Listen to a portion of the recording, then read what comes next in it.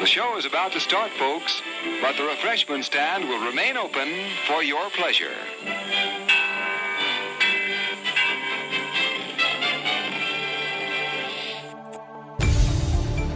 The moment our fellow geeks, dweebs, nerds, and other unfortunates have been fervently waiting for has finally arrived. It's time for TMI, Confessionals of the Nerd Kind. And now, your hosts, Jeff Nerf Herder Chandler and Jim Kaiju Baker.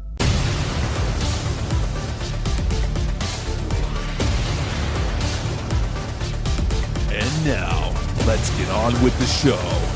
Here is TMI. Jim, good to see you. Good to see you. How long has this damn movie been out that we haven't talked about? I think I need to see it again and again just to be able to. I almost did the other day, but then something got in the way, and I did you not. know what? If I had all the free time in the world, I would have turned right around and gone back into the theater. Yeah, but it's been longer for you than it has for me. It's been a week for me. It's been 2 for you. It has been 2 weeks. Yeah, it feels like 2 months though. Yeah, it's which is sad, but it's given me time to kind of. A lot of times when we talk about these movies, like sometimes you don't get to think about it. Like sometimes our conversation will actually change your opinion on what you've just. Well, not only that, but it's always so. Take Poor Things as an example. Now that was what, a month and a half, 2 months ago at this point. Yep. Like this is still a movie I think about. And especially when I'm talking to people and they're like, oh, it's on my list, I need to see it. I heard it was good. And I'm like, well, you got to have expectations because it is not what you're expecting. Like sometimes when you think about this stuff and you get to just, really, what was the director thinking when he was doing it? I don't have the wherewithal to jump on that, a day after I see this movie and pontificate on the director's thoughts. I'm seeing a lot of this now with this Civil War. Mm-hmm. Which just dropped, and it just looks like very uncomfortable watch, and I think that's the point. And from what I understand, it's very middle of the road. It doesn't take an opinion. It just puts you in the middle of this civil war in the U.S. with this camera crew, and you're just forced to watch things unfold as they do. And it's not force feeding you any kind of I saw a little synopsis that it's like about this camera crew making their way across the country. Right. So is it like Cannonball Run where there's multiple camera crews and it's like wacky hijinks? I think I would love to. It's a mad Civil War. Yeah, exactly. there's a treasure box at the end. Yeah, there's a great 7-Eleven scene where somebody stops for a Slurpee. Cannonball Run. Gumball Rally came first, by the way. So anyways, it's just, I have had time to think about this movie a lot. And I think that's kind of a bummer because once you really start dissecting these monster movies, then you could just poke holes in all of it. You can, but of course the whole premise is ridiculous. So I think that they know this. So it's like, well, who cares? It's a monster movie. That's what they probably tell themselves. And I think that's a good thing because I think that's exactly. So Adam Wingard, who directed this, directed Godzilla versus Kong. And I believe we both enjoyed that immensely. Yes. And so I think he just went into this and just doubled down. I feel like he went back and watched like all the early Godzilla, the Showa years. And just like, you know what, there's some absurd stuff going on here. I'm just going to lean into this. Yeah. And that's why you love those Showa era movies.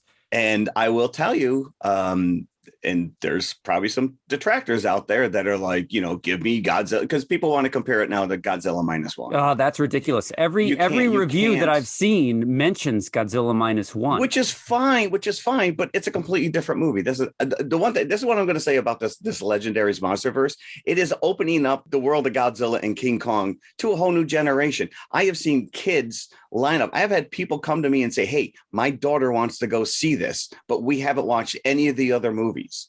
He's doing the right thing. He's tapping into that that inner child that just wants to see monster on monster. Absolutely. And they've built a universe already. They just can't change tact, just because Godzilla -1 came out. No, well, this was already in the can before Godzilla, and they shouldn't. This is a completely different animal. No pun intended. It is. That's like, it would be the same thing as reviewers saying it's not as good as the original 1954. Of course it's not. It's not. Right. That's not what they're trying to make. No. So, yeah, we can get into this. I think we both tipped our hands already. Anybody who listens to this show more than once, and we've talked about Godzilla, I think knows where we're going with this. Well, yeah, we'll see. But before we get any further, I just want to point out before I forget that this episode marks our 7th anniversary on the air. Yes, we started in April in 2018. Right. You are correct. 2018. There was a few more of us back then. There were.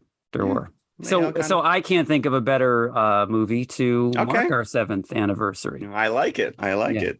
Very cool. So here's the other thing before Godzilla Kong. I have it on good authority by the man himself, Adam Wingard. The X is silent. Well, then don't put it in there. Because everyone put a dash, put it maybe well, apparently it's some kind of a mathematical well, I read this too, that he often references a lot of musical artists do it, where if somebody has a guest on a song, right, particular album, or if it's like a duet, it'll be credited to, and I'm just throwing out names here, Beyonce X Taylor Swift, although that's never happened. But right. But that's how he said, that's how I got it. I thought it was in the vernacular, and people are now suddenly asking me how right. to pronounce it. It's like a collaboration. It's a symbol for collaboration, but we've stumbled over it. Apparently it's silent. We've all been wrong, and he's the only one who knows it. Yes. Mm-hmm. So anyway, well, it's not stopping audiences by the looks of the box office numbers. No. People keep going, whether the X is there or not. Yeah. So, all right. Do we have any news before we get into this? We have, believe it or not, after all this time, we have very little news. But I do want to talk about two things. I just read Deadpool 3, which the release date's been backed up till July 26th now. I think it was set for like May. But anyways, they are currently doing reshoots. And my wife's cousin, who is in the film industry, had a chance to potentially work in the production end of this. At the end of the day, it didn't work out, but they are doing reshoots right now. And my only request for him is if he did get in, just to give me a thumbs up, but don't give me any spoilers, because a lot of these guys in the industry do share this stuff. Secret actors coming into film roles and they take pictures and then send it to each other. This is how TMZ gets this crap. Insider trading. They just released, I don't know, the first. But imagine if it was you, would you sit on that? Say if I don't know. I would assume that you would have to sign an NDA, and you'd be like, "Oh, look who it is! I'm going to snap a picture," and then you send it to your wife, who sends it to somebody, and then it's like it snowballs. Yeah, well, that's why they started color coding scripts or putting watermarks on that stuff. So I don't want to be spoiled. You've already got my money for that one. So anyway, so that's happening, and I guess we're going to have to put that on the schedule. It sounded like that's a given. That's a given.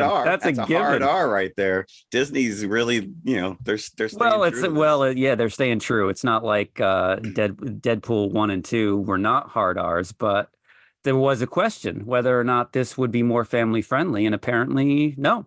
That's good. It's good. Don't water them down. So, secondly, I just read that we are getting a sequel to Ready or Not. I did see this. Maybe a little too late, because it was you got to jump on those things. Yeah, it's kind of weird because that was a few years ago now. It doesn't look like the original writers are coming back, but Samara Weaving is going to return as Grace. But at the end, what could happen? They killed everybody. No, the whole family blew up. I don't know, unless one of those kids that we thought blew up off screen. Unless she's like turns into Furiosa and goes after like another family that's doing this. I don't know. You know what's weird is I was watching the new Fallout, series on Prime last night. Mm-hmm. And there's a whole scene where the girl, she's a bride, running around in full garb, shooting with guns and stuff. And I'm like, wow, I don't know if Ready or Not stole that look from the video game or if it was vice versa. But well, I think Fallout pays homage to a lot of things. So it's really, I don't want to get into that review, but I'm only like 2 episodes in. And I know nothing about the video game, so it is just like a bizarre world I'm being thrown into. But people who are into the game are loving it.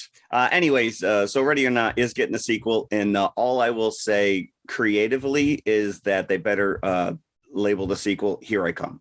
That's my only note. That'd be like if you called the movie Marco, then the sequel has to be Polo. Polo. Yeah, you see where I'm going with that. So that's it. That's all the news I have. Okay. Yeah. Godzilla, Kong. Adam Wingard coming back. They gave him 2 movies.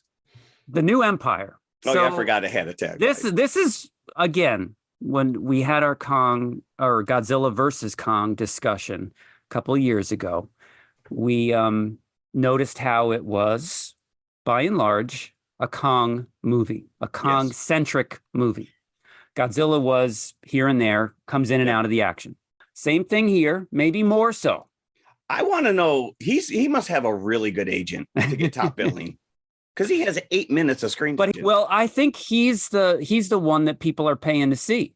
That's why his name is up there. He is like the star. He was the beginning of this MonsterVerse. It was his movie that kickstarted this whole thing. Even though it could be argued that Kong Skull Island globally is the best grossing of all these films. Right. Yeah, and we can get into ranking the 5 at the end. And then we said it then, we'll say it now, is that Kong, I think that the movie follows him because he's a very human-like character. Correct. He is the one that can emote you relate to the most.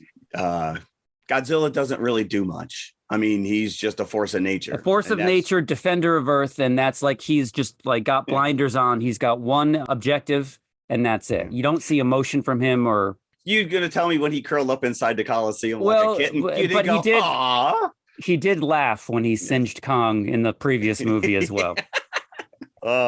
Yes, Kong is your emotional gateway. He's the one that you can relate to the most. And this is a very Kong-centric movie. And I don't think that that's a bad thing. And I think that they need that because and you've been on this soapbox since we started this podcast, that you want a movie with just the monsters. Forget the humans. Yeah. This is as close as we have come to that.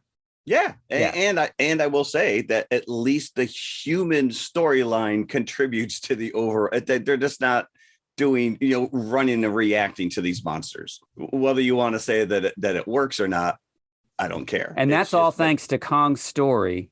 But we do see at least one other Titan that we've seen before, an original Titan, that is, which is that giant spider guy.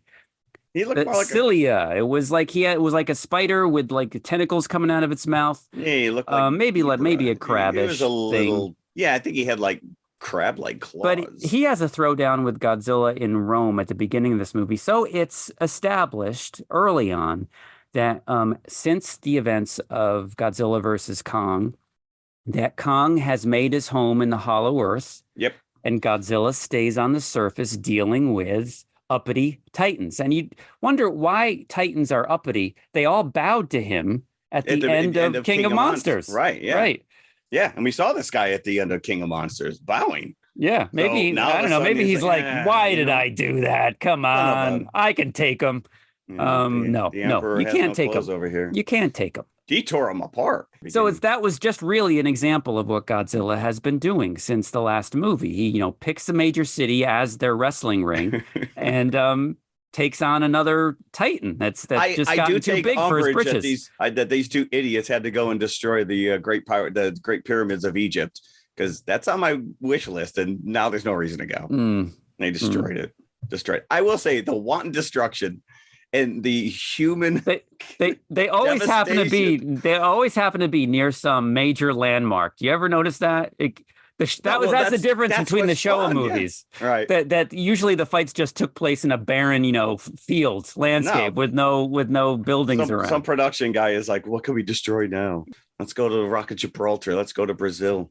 Anybody who complains about the body count at the end of Man of Steel, this it doesn't hold a candle. Yeah, and they don't shirk away. You do see people getting punished on the ground when these fights are happening. But we do, when we're introduced to Kong in Hollow Earth, he's being chased by these dog hogs. They're the guys from the Lion King, the hyenas. That's who's chasing them. Yeah.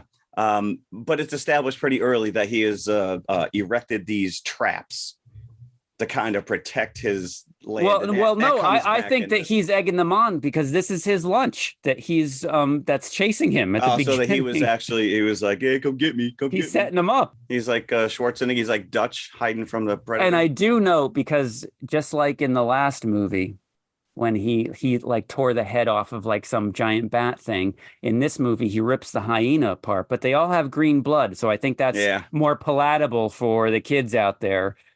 Green blood rather than actual maroon color. Yes, I think that there's some studio group that got together and decided that green blood is okay.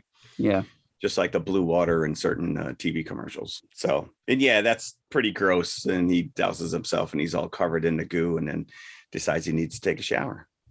Yep. And we determined that he's got a toothache as well early on. So we're introduced to this human trapper. And what's the guy who plays him? Dan Stevens, who we know, if anybody's ever watched what's that X-Men show that was on Fox? The X-Men centric show that was on Fox. And he was the lead. Oh, I forget. Legion. You are correct. Okay. Did he just have a giant metal tooth laying around waiting for this guy? Well, he obviously had a giant metal arm laying around waiting for this guy. We're going to talk about that later, because there are a couple really convenient. Yeah. Why not a tooth? If he's got an arm, why not a tooth? Yeah. And the exact tooth in that spot in his mouth. Yeah, it's not like they had the whole mouth. No, just the one tooth. Unless they have a factory where they just churn these things out on demand as soon as he hears he needs it. I don't know. But this is the one thing I think detracts a little bit from this, which is, so you've got a lot of your monster action is going on in Hollow Earth. And because there's no humans for reference until they come above and he's fighting Godzilla and you see the skyline and the city, you lose the scale of these things, especially in Hollow Earth. In Hollow Earth. Because you are correct, because, and I've seen a lot of reviews reference this, for a few sequences in Hollow Earth, especially when they go like to the sub level, it's like you're watching a Planet of the Apes movie rather than a giant monster movie. Right. Because there's no point of reference as to their scale, which is fine. When he comes up, like you said, he comes out of the hole and he's got the toothache. And so they got to, drop this trapper guy down. And it's a fun little sequence. It doesn't make a lot of sense. Like you said, did you just have this tooth laying around? But it's our way of introducing this character. And the only returning one is Bernie, our the girl. I'm sorry. No, we get three. We get three returning characters. Rebecca Hall, who plays Dr. Andrews. I think they explained her haircut because I didn't recognize her. Oh, you didn't recognize, because I watched Godzilla versus Kong the day before I went to go see this. Just another excuse for me to watch Godzilla versus Kong again. I'm like, to the family, guess what we're watching tonight? I did like the fact that they gave Kong a beard to indicate that time has somewhat just to change it up a little bit, right? To change it. He's an old man. He's just. So we didn't get Millie Bobby Brown. No, which is fine. I think her storyline has been played out. Yeah, but if you look at these movies, if you take a look at the cast of these movies as they go along, there's always one or two that pass the baton into the next movie, and then they pass the baton to somebody else. At least one character is surviving through two movies as this thing goes along. Yeah. Yeah. I mean, Bernie, she goes to him as an expert. Like he just had a podcast, right? He didn't really Although have any she knew of him dreads. because he helped take down Mechagodzilla because Right. they poured his whiskey into the control panel, and That that's is all that true. did it. That's all it had to do. Hmm. Just to infect it with a computer virus from space. Oh no, Yeah. I'm sorry. That He's was no longer advanced. anonymous, though, I would imagine, since he got himself involved in that battle. So he used to be like that little tiny podcaster in the previous movie who was just Unless shouting in the void. I don't know, unless the government like redacted all that and shut it down, and nobody Mhm. knows what really happened.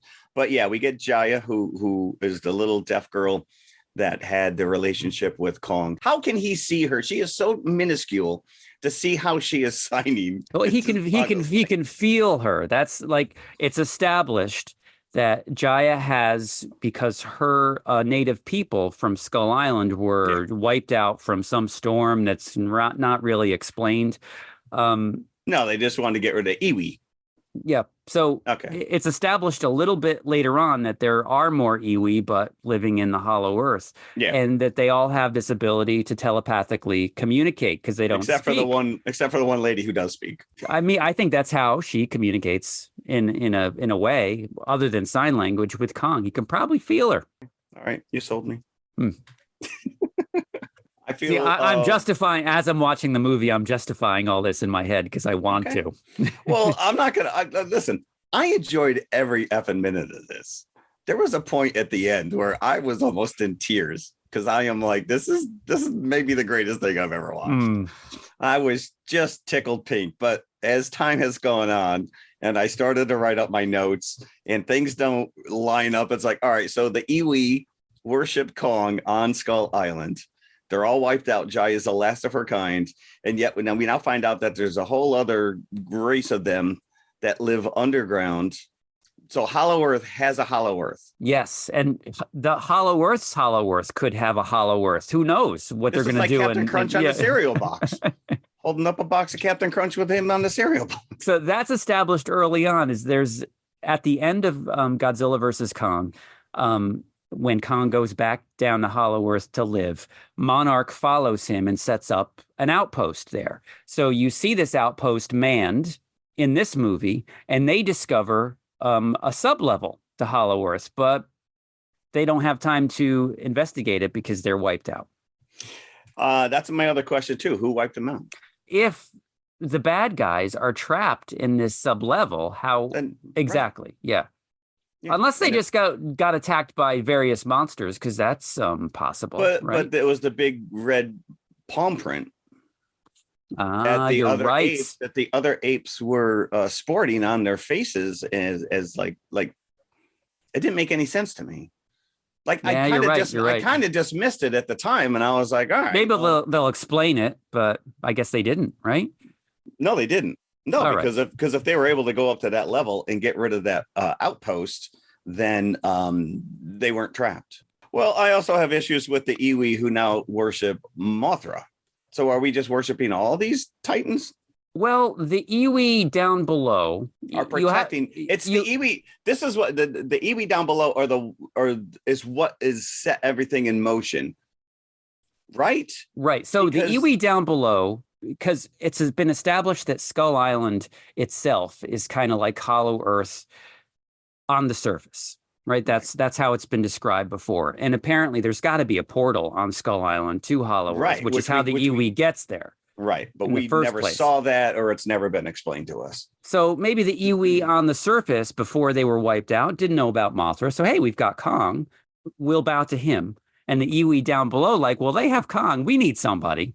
Oh, Hey, what, you got monster envy? So that's fine. They know that the Scar King, which is this emaciated looking King Louis.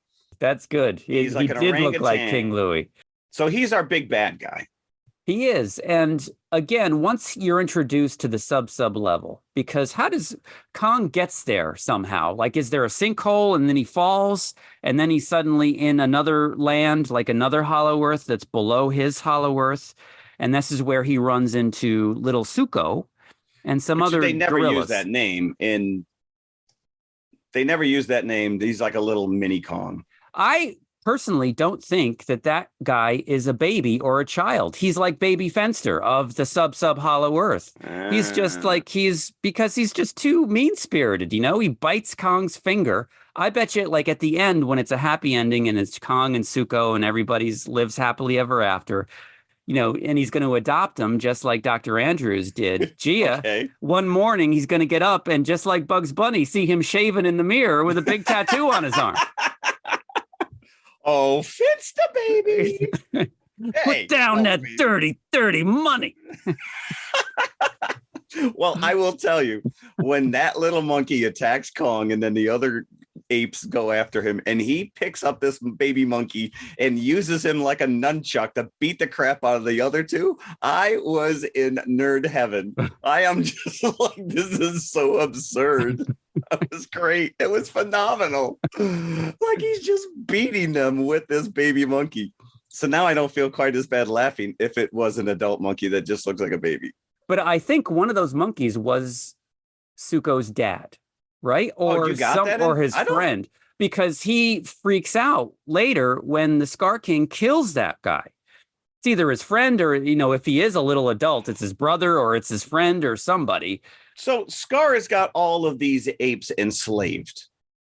And he keeps them in line with this How to Train Your Dragon, another Titan, this dragon that somehow brought about the first ice age on the planet and can breathe ice.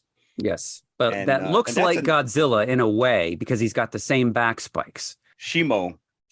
But what are they doing? Are they building something with those rocks? Are they just moving those rocks? I don't know. And it's established later on to explain the Scar King that Godzilla or a member of Godzilla's species or several of Godzilla's species in ancient times had a war with the apes led by this Scar King who is like 1 million years old now. Yeah. And enslaved them in this fire realm. But you see that they're not stuck in the fire realm because they're walking around in like the grass and the green. Right. And again, if they're all enslaved and somehow trapped on there, then who attacked the outpost? Exactly. And what is his motive? So the Iwi feel that he's somehow ready to attack the surface world. So they release this pulse with this harmonic pyramid crystal power. And that's what Godzilla is feeling. And that's why he is growing restless and attacking and eating and depowering these other Titans. He's building up because he feels that there's an imminent threat coming. And that's why he takes out not only the Scylla at the beginning, but then he takes out that second that looks like Manda, the Tiamat. Yes, like the Chinese dragon. And that's where he suddenly develops the pink. Yeah, and I was fuzzy on that. I'm like, why does Tiamat have all this power, and why isn't Tiamat the king of the Titans? If so, yeah, right, yeah. Godzilla's got to like take it from him. He's like Thanos, you know, acquiring each one of these stones. He's every Titan he takes out, he's acquiring their powers. And you know what was? I don't know if you caught this before they showed the Tiamat scene where Godzilla does battle.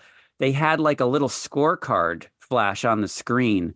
It was almost like one of those cards you get on the back of a G.I. Joe figure that gave the stats, of Tiamat. Yeah. And it said, other name Destroyer. And I'm like, is this Destroyer? Because they didn't show Tiamat yet. I'm like, is Tiamat Destroyer from the 1995 movie? No. We're getting less human action. We're getting more monsters, but the handful of Titan monsters that we do see other than Kong and Godzilla are almost identical. They don't really look that different from each other. Yeah. And I will say I wasn't a big fan of the Mutos from the original Godzilla, but at least they were original. Yeah, I actually liked the Mutos just because of the way they looked. It was very Cloverfield-esque. Yes, yeah, very bug-like. They were a lot more... these guys just look, you know, especially this Tiamat, just look like a Chinese dragon. They came right up, you know, some guy's arm. Yeah, that's with the reviewers out there. That's another big criticism of the movie is that the original Titans are not that original. They leave something to be desired, and I kind of agree. Which is weird though, because I mean, you have a clean slate. You can do whatever you want. You want to pay homage to, Megalon or any of these other guys. You can do it and build off that. But yeah, I understand that it costs money to license these characters from Toho. No, but you can make your own. We've already saw that at the end of we do. But as a fan, you know how giddy I would be if I saw Gigan in this movie or somebody like that. Oh, I agree with you. I agree wholeheartedly. And I'll tell you right now, Mothra was not supposed to be in this. That character was, I'm sure you read this. Yeah, I did. I read that Mothra was always in the original script, but they had issues. So up until a very late stage in the game, they were calling Mothra Phosphora. Right. Because they didn't know if they were going to get the rights in time. You would think that this would all be ironed out when they originally struck the deal with Toho. I guess. See, not. I read a note that said that test audiences rejected this Phosphora character. Oh, really? It forced them to go back and replace and just put in Mothra, because I guess there's there's the scene where the humans first make it to the Iwa village, and the girl's deciphering all the hieroglyphics. She immediately is telling us the whole backstory, and I guess the carvings still show this Phosphora character as opposed to Mothra. Yeah, I don't know that's how weird. Different she would have been. Yeah, it was a Wingard interview that I read saying that they just put in that name as a placeholder, but it was always meant to be Mothra. Okay. So I don't get me wrong. I was surprised to see her, and I was happy to see her. And this is probably the only Godzilla movie where Mothra doesn't die at the end. She's like a ghost in this or something. I don't know what was going on with Mothra. You don't really quite understand. It's like, well, we brought Mothra back, but we're not really going to explain her how her connection is. And yeah, I don't know. So I will say the one thing we haven't talked about yet is the soundtrack. If you read it or watch an interview with Wingard, he's a pretty young guy. And one of his directives when he sat down with the art directors is that he wanted the color palette of this entire film he compared it to the experience of walking down the middle of Toys R Us in the 80s and looking at all of the brightly colored packaging for Thundercats and He-Man and G.I. Joe and Transformers. And that was his directive. This is the color palette I want to go with.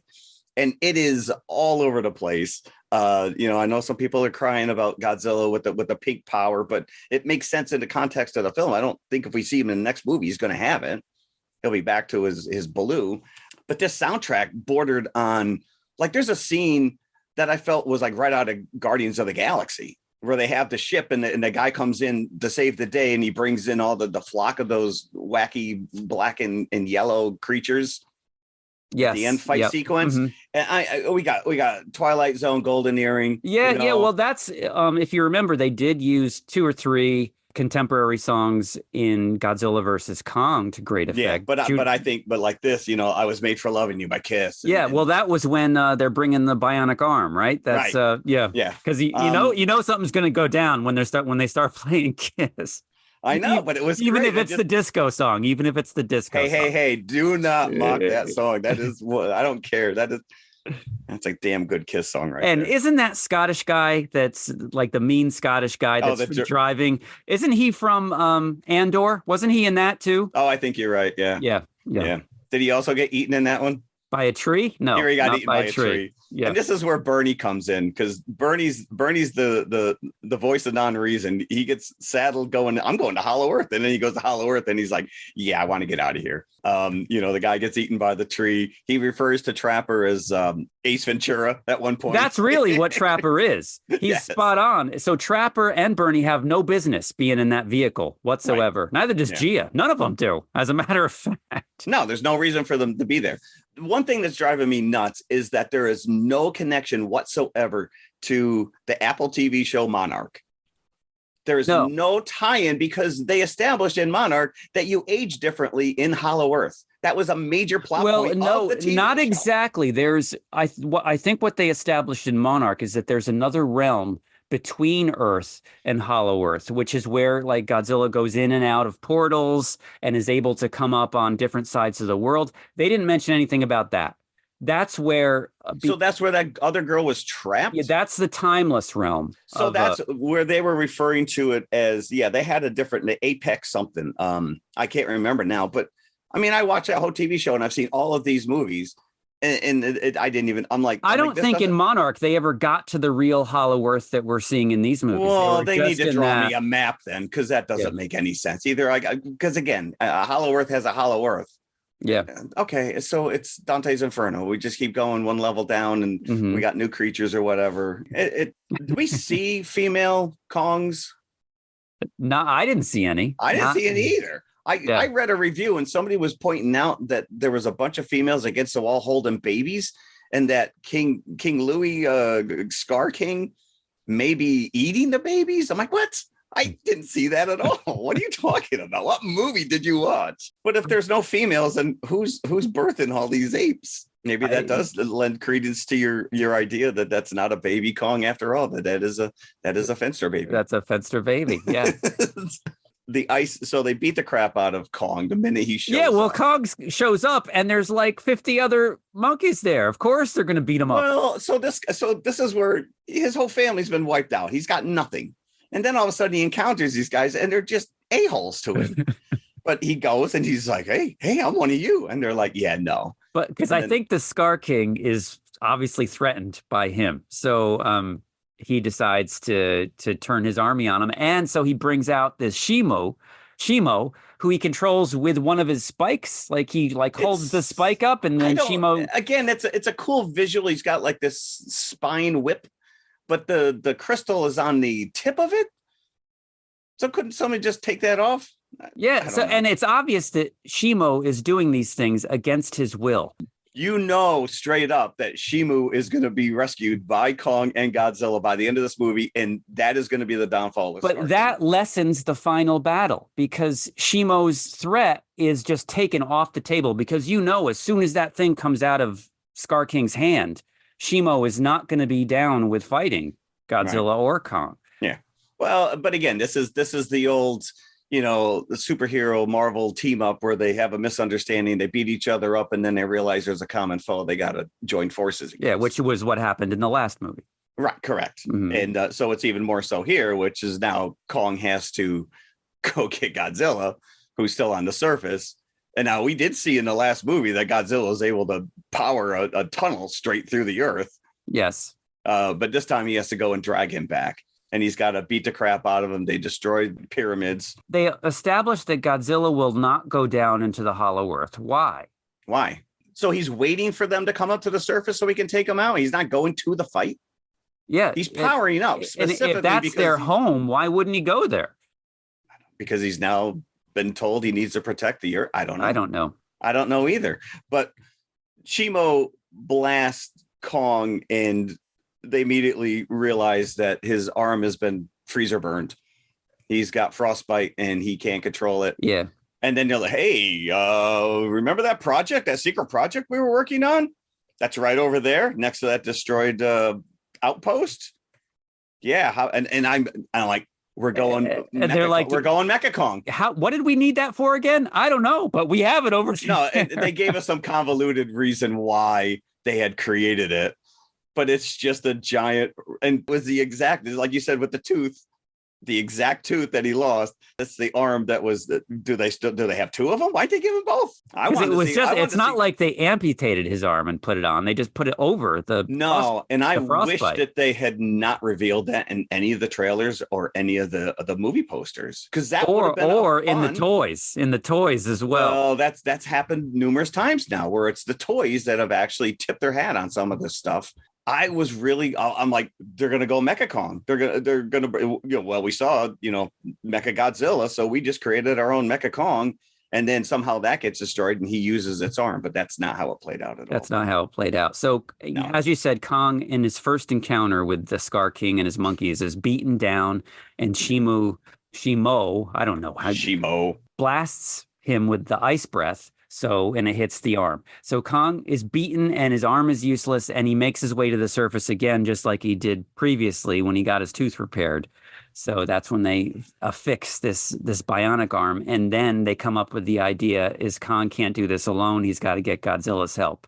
That happens at the pyramids because there's a portal right next to the pyramids, and they kind of suggest that that's why the pyramids are there, because of their proximity to this portal, hollow Earth portal.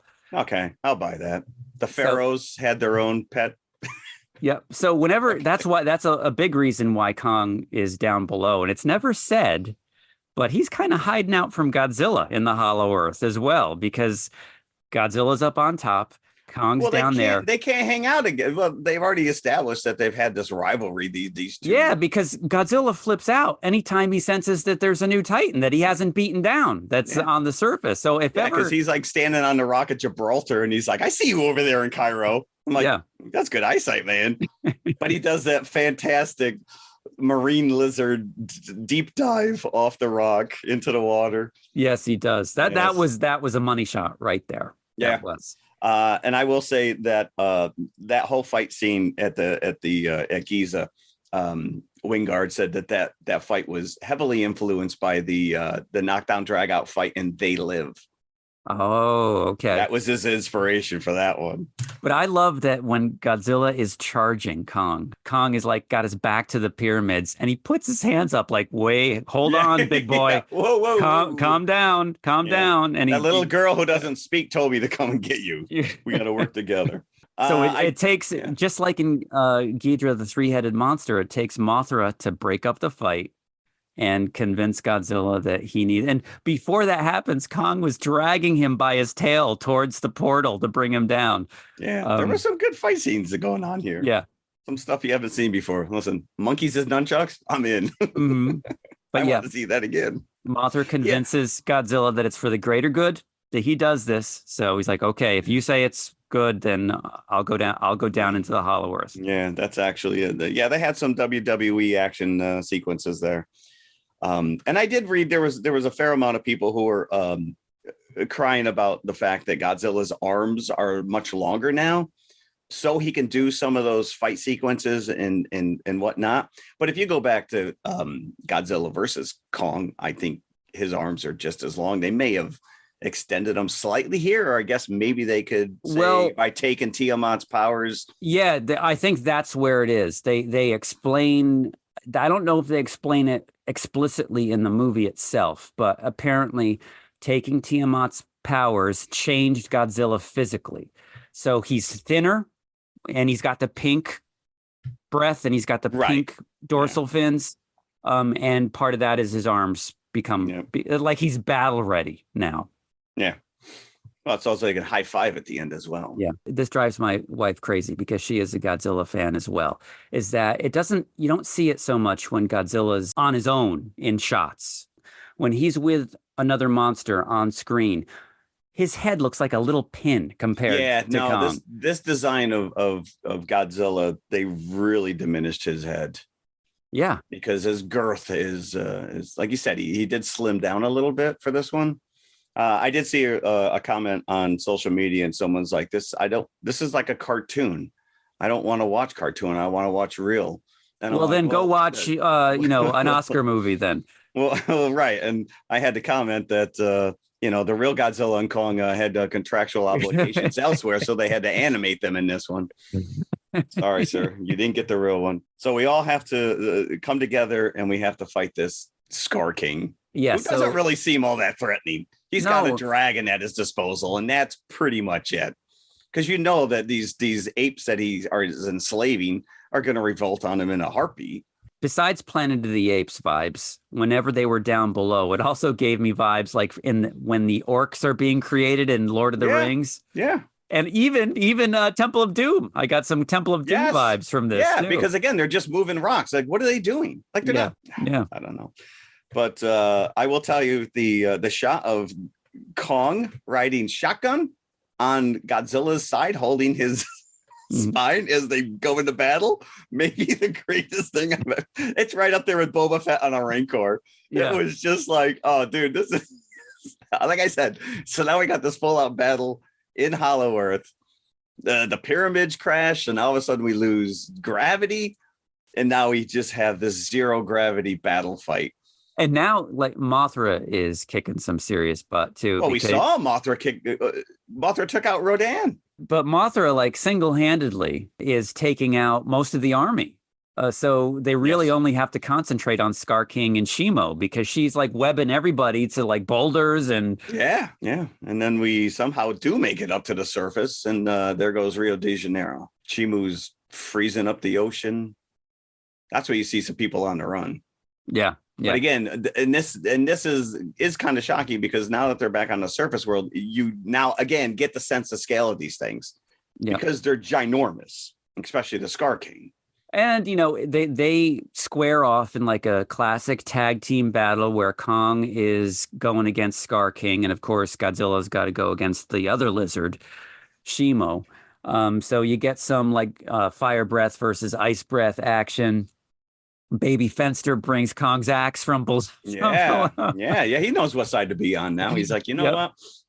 I think the only thing missing from this battle was the monkeys flinging poo. I wanted to see more of Godzilla versus Scar King because there was that scene where they switch off. Yes. The Scar King is whipping the whip around at Godzilla and Godzilla breaks it. And then the crystal, I think that's what happens, right? Is Godzilla gets that whip out of his hand. Yeah, and then the Baby Fenster goes and grabs the crystal and they're all fighting for they're all reaching for that crystal, and then Fenster gets it. And they're taking entire tops of buildings off and beating each other up with it. It's like off the top rope. And of course, you know that Shimo, as soon as he's under his own control again, is going to go against Scar King, and that's what he does. Yeah, and that's what he does, and he freezes them, and then they just shatter him into. That was pretty cool. So it wasn't like they Kong and Scar King shake hands at the end like he and Godzilla did at the previous movie. No, they freeze him and then they shatter him. So he ain't coming back. But again, I think he was a pretty lame foe. I don't think he wasn't as physically intimidating as Kong. He was like just, kind of skinny. He was fast, but he looked old. And that's my, again, I asked it before. Is this guy 1,000,000 years old? Is this the same Scar King that was imprisoned during the Ice Age? If so, it's not a really fair fight if you're fighting an old man, Well, and again, we don't know how old Kong is either, but still. There was that really cool scene when they were still in Hollow Earth, and is it Simu? Is Baby Finster? Suko. There's too many S. There's too many Suko, Shumu, Scar. There's too many S names, and they go across that giant bridge created from a monster skeleton. Mm-hmm. Like in Kong, just looks minuscule. He looks like a gnat walking across this thing's head. That I want to see. Yeah, Yeah, that was pretty wild. So once the battle is all said and done, Godzilla goes back to the Coliseum to go back to sleep. Yeah, he's really exhausted. I'm a tourist. I came there to go see this thing. And but imagine how much more tourism they're going to get if Godzilla's there. I don't know. They want to run the other way when this stupid. There was an Easter egg. So when Godzilla wakes up from the Coliseum, you see him step out, and there's graffiti of a fat Godzilla eating pizza. Yeah.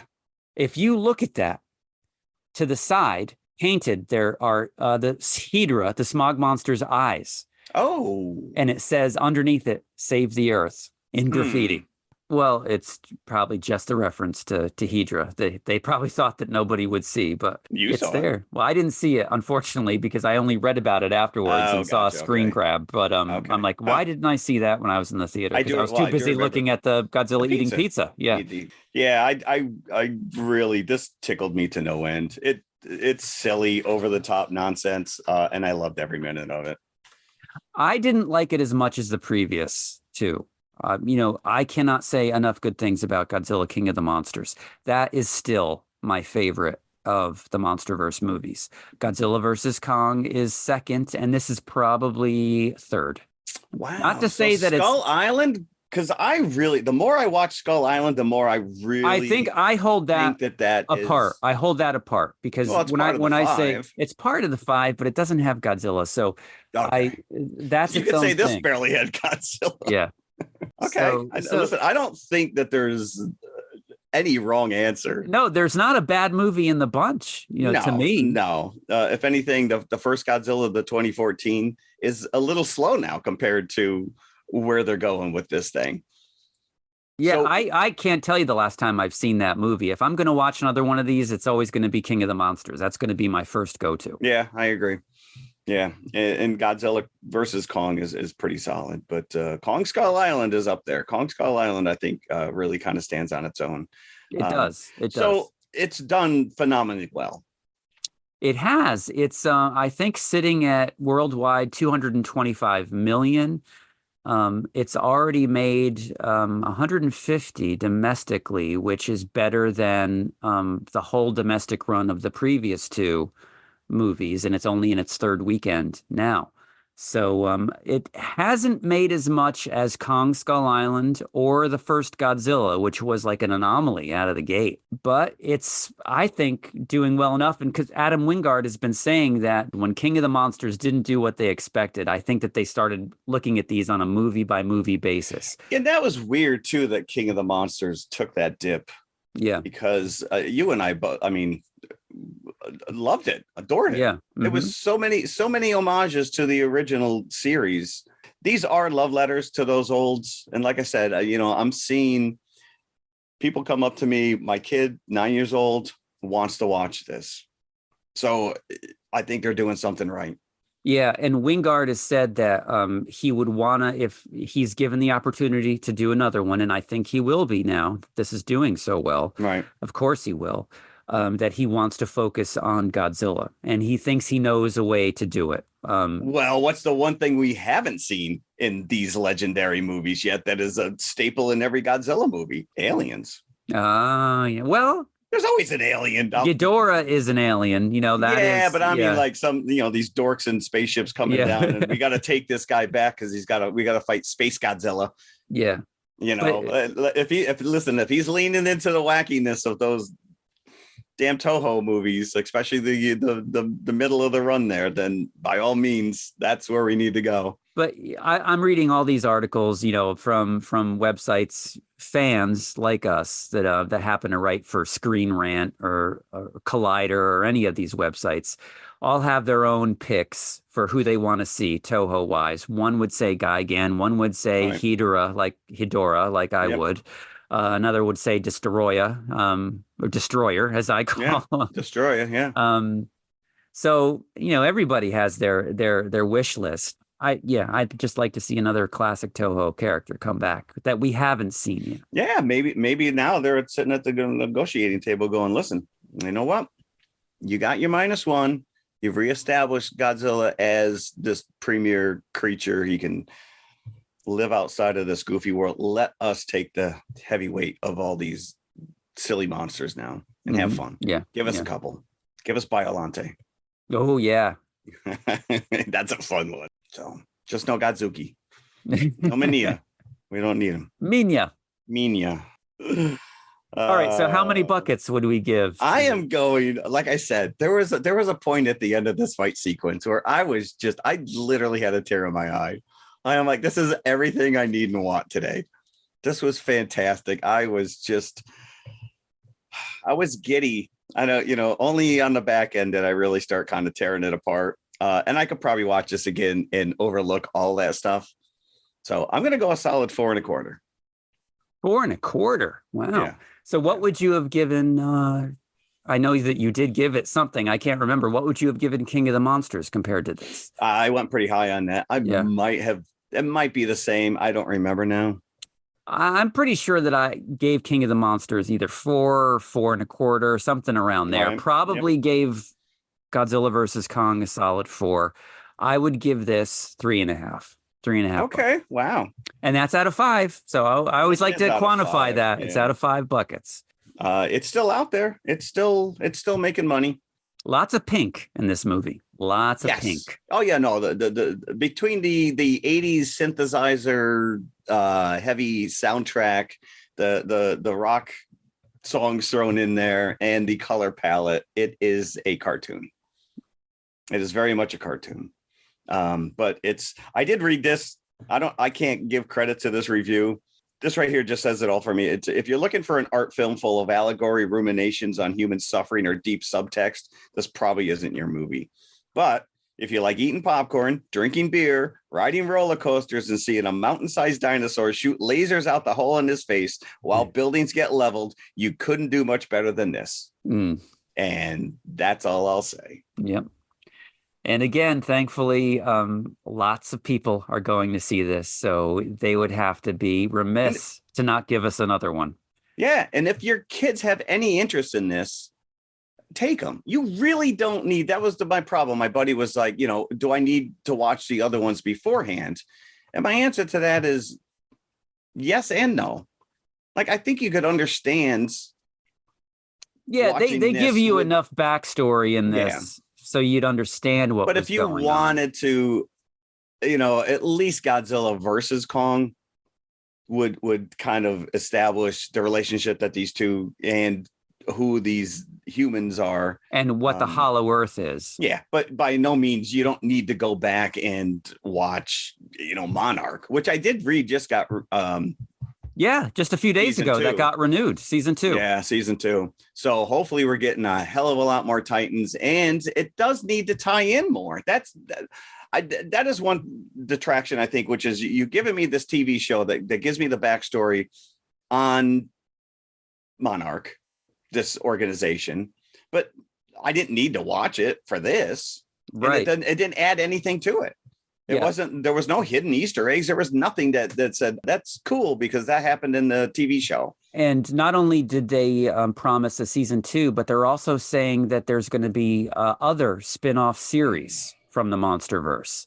And that's all that they said. Wouldn't go into that further, but that's interesting.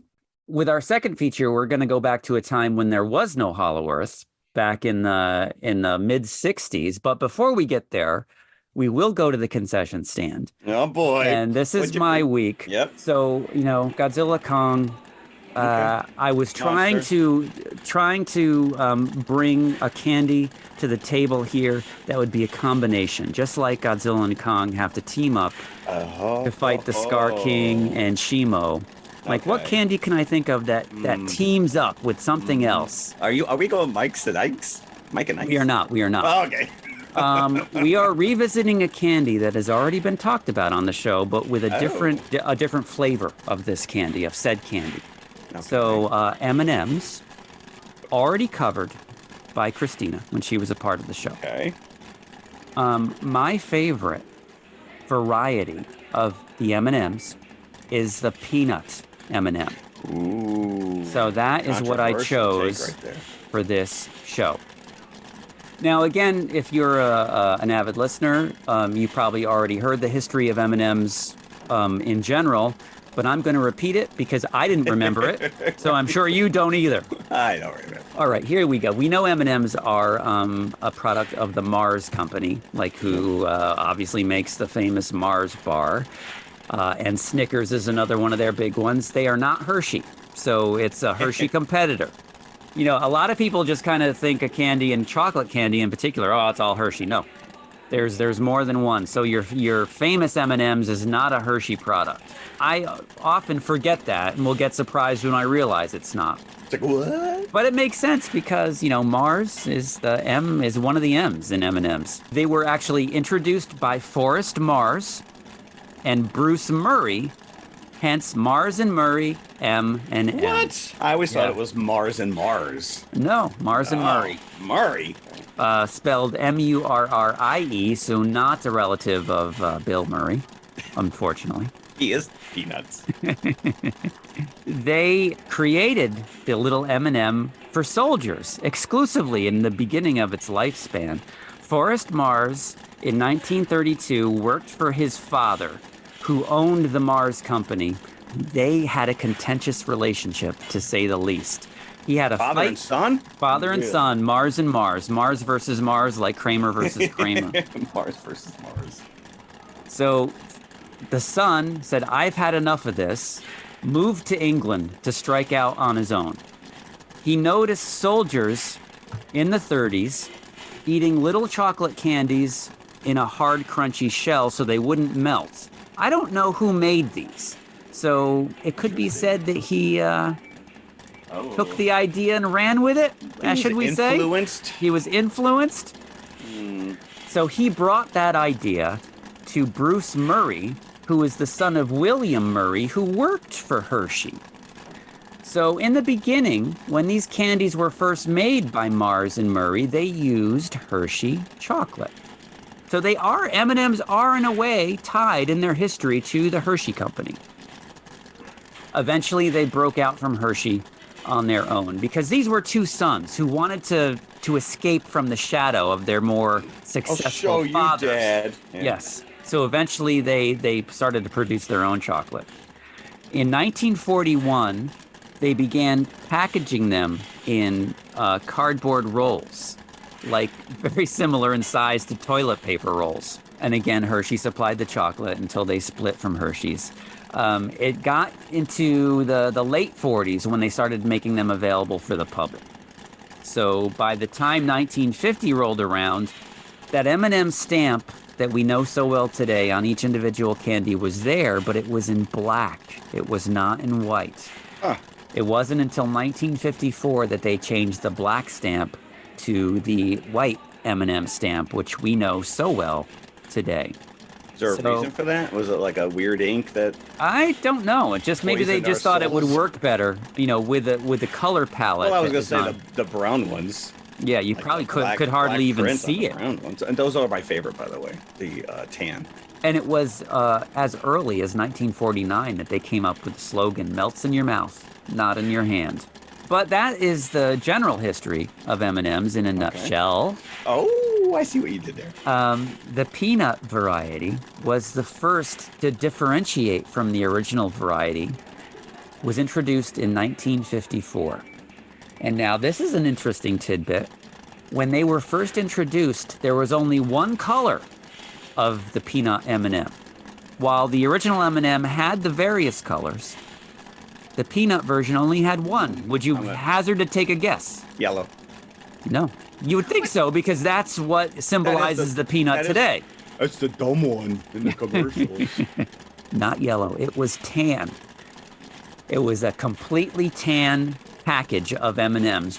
Reason being, because that was what peanuts were colored. Tan. Okay. All right. Imagine how kind of boring that would be, though. What color can we make it? What color? Yeah, let's make it peanut color. In 1960, 6 years after the introduction of the peanut M&M, that's when they changed it up to make them all colors as well. So for 6 years, they were only tan. Only tan. You could only get them in tan. In 1960, red, yellow, and green were added to tan. They still kept the tan. Orange later replaced red because of the red dye scare. Red dye number 5. In the late 70s and early 80s. Good times. The reason that there was the scare in the first place is because it was revealed that red dye was causing tumors in lab rats. I don't know if they ever connected it to any human issues. It could be out there, unproven. I don't know. Schwarzenegger said, "It's not a tumor." He was in the lab. He was in the lab. He was the mouse. Right next to Russ Tamblyn in a lab coat. Wow, okay. I'm foreshadowing into our next film. You are indeed. But as we all know, we do see red M&Ms today. So you're not eating red dye number 5. That formula was reworked, and in 1987, red was reintroduced to the M&Ms. The tan M&Ms, which existed until 1995, died a death that year. That's why I don't need M&Ms anymore. They were my favorite, the tans. The tans. Whenever I went out on tour, I always demanded. Yes, you and Van Halen. But Van Halen apparently green. Weren't they green? No, it was brown. They refused to eat the brown. They said that they wanted to always have a bowl of M&Ms backstage with the brown removed. Tan, they didn't have an issue with. They didn't have an issue with. That's just a dick move. Come on. That's the only reason they did it, so they could have. Just to say, yeah. Yeah. Look what I can do. Mm-hmm. Exactly. Where are you now? Where are you now, David Lee? So yeah, tan died a death in '95 when it was replaced by blue in 1995. Is that what took out Eddie? Eddie? No, Eddie Van Halen. Oh, too soon. Yeah. Too soon. Sorry, Van Halen fans out there. M&Ms also, in general, not just the peanut. First candy in space. What? You can toss those things around. You can. You can, just like Homer, just float and eat them as they're floating. Like Pac-Man. Yeah. 1981, it went up in the Columbia Space Shuttle, a package of M&Ms. Nice. 400 million are produced each day. 400 million. That's over the, over all varieties. I want to know if did they fight Murray and Mars? Like who was the first M and who was the second M? I don't think that it matters. It's just M&M because their names aren't on the package. No, I know, but their names are on the contract somewhere. Their names. Well, here we go. After he left his father in 1932, his father died a year later in 1933. So apparently they didn't have time to reconcile. Or for him to shove it in his dad's face that he was successful. So he returned to the States eventually and took over his father's old company and merged it with his own. So he returned to the family fold is what I'm trying to say. Eventually. This is an interesting tidbit. When the peanut variety was introduced in 1954, the chocolate variety, the plain chocolate variety, was officially renamed plain M&Ms. Huh. Up to that point, it was just M&M. So in 2000, they thought that was kind of a negative name. It gave it a negative connotation. So they changed plain to milk chocolate M&Ms. Now, you mentioned the yellow M&M peanut character. That is used famously in all of the advertising today. Initially, those characters were voiced by famous people. In 95, it was voiced by John Goodman, the yellow M&M, who was then taken over by J.K. Simmons a year later, who occasionally voices it to this day. I'm not sure why yellow was granted to peanut M&Ms, but it's just so ingrained in my head that I accept it. I have no adversity to the color yellow. Right, and then the red one's the boss. And that was Billy Fry. Or maybe he still is. I don't know. I'm not really sure. Yeah. There's a different chocolate that they use in the regular M&M and the peanut M&M. Normal M&Ms, milk chocolate M&Ms have a creamy milk chocolate. The peanut M&M has a semi-sweet chocolate around the peanut. Oh. In 2019, 3 different peanut varieties were added, internationally inspired. The first was the coconut peanut M&M, inspired by Thailand. Second was jalapeno peanut M&M, inspired by Mexico. The third was the English toffee peanut M&M, inspired by England. None of these were a hit, so they disappeared almost as fast as they appeared. You can keep all of those, especially the coconut one. I would try the jalapeno one, though. Because I will tell you, we've just stumbled on this Aztec chocolate that has like a spicy after kick on it, and it is phenomenal. You can't eat like a ton of it. I can see the chocolate with a little pepper kick. In 2022, after an independent survey was done, it was established that 14 U.S. states preferred peanut M&Ms over every other variety.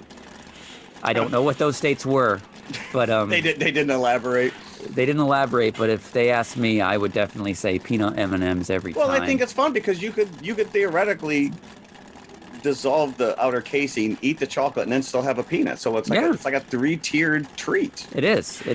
Like, there's the shell. Right. Here comes the chocolate. Here comes the chocolate.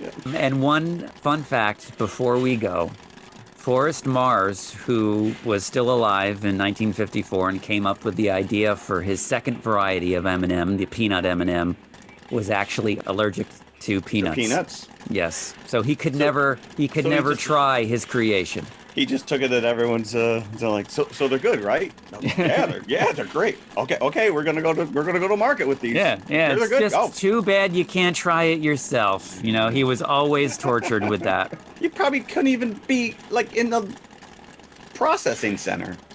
You could go into anaphylactic shock. I know guys I work with that can't go anywhere near a peanut butter and jelly sandwich without can't even breathe it. Can't even be in proximity. Yeah, it's dangerous. I think about that. If I eat a peanut butter and jelly sandwich and I deliver a package to somebody, I'm like, I could potentially be killing this person. You see, I've always loved the Reese's peanut butter cup, even as a small child. But I always shied away, and I've said this before during our segments here. I always used to shy away as a kid from anything that had nuts in it. So I was like, no, that's not for me. I don't know. It was one day that I had a Snickers bar, like when I was a teenager. It was a revelation. It was a revelation. And from there, like I preferred any candy that had a peanut in it. Well, I'll tell you, my favorite candy to this day are paydays. Oh, which is yeah. nothing but peanuts. Caramel, right? In nougat or caramel, yeah. Yeah, my dentist loves it when I eat that stuff. Indeed. But there you have it, peanut M&Ms. There you go. That's a nice pairing. Yeah. That's funny because what else did we do? I actually I leaned into this double pairing as well. Okay. We got to get into this War of the Gargantuas. So, all right. So this is a very fitting pairing, not only because they're two kaiju movies, just because it's like, brother against brother, Kong against Scar King, kind of a situation going on here in a way. Let me just point out that I watched my DVD, which was put out in 2017 by Classic Media for this show. Okay. So I pulled it out. So what this DVD is, it's a double pack with Rodan and War of the Gargantuas. Now, my DVD has the original Japanese version with English subtitles, and it has the English theatrical, the U.S. theatrical version. These are both somewhat different than what is available on streaming. What is available on streaming, which you doubtless watched for this show. Yes, I did. Is the international English version. So there's 3 different versions. There's 3 different versions. What you watched was Toho's sanctioned English dub. Toho made an English dub themselves of War of the Gargantuas, which is pretty much, and I didn't watch it myself, but I just watched the first few moments just to verify that's what was on there. Yeah. This is a literal translation into English of what the Japanese movie is. Okay, because I did have questions. What the U.S. version is, that was released in the U.S. in 1970 theatrically, it was bought by UPA, which was the distributor owned by Henry Saperstein, who was the co-producer with Toho of this movie. He had it redubbed into English on his own with a dubbing studio in the U.S. And he removed any reference to Frankenstein. He did not want to confuse audiences that may not have seen Frankenstein Conquers the World. In the U.S. dub and the English version that I watched for this show, they were only referred to as Gargantuas, a brown or green gargantua. Okay. In my reference. On my version, it's Frankenstein all the way. Yeah. In the Japanese version that I watched, which is pretty much your version, but in Japanese, they say you could do a drinking game with how many times they say the word Frankenstein. Okay, because I do know that you would mention, I have never seen Frankenstein Conquers the World, and you made it sound like there was a tenuous No, you did, connection. because we talked about it for this podcast. Did we? Yeah. Son of a Go back and listen. Go back and listen. I tried to find it. You wouldn't. I don't think you'll be able to find that right now streaming. There's bits and pieces on YouTube. I think I may have given you the DVD. I don't know. That might have been I don't remember now. Wow. I guess it didn't stick with me because I'm like, I want to watch it now because it's also referred to as Frankenstein versus Baragon, right? It is. But even in the Japanese version, the through line is tenuous at best. Okay. With that movie, because you're thinking, well, how did the Frankenstein monster from that movie, which was a human, but a giant human that had a Frankenstein flat top, right, turn into Bigfoot? Mutate into this thing. Yeah, neither one of them look like Frankenstein. They call this War of the Gargantuas, but the second Gargantua does not show up until almost an hour into the movie. Exactly, and so it's just a Gargantua. The literal Japanese title is not War of the Gargantuas. It is Frankenstein's Monsters, Sanda versus Gyra. So that's the name in Japanese of this movie. That is a mouthful right there. Yeah. Mm-hmm.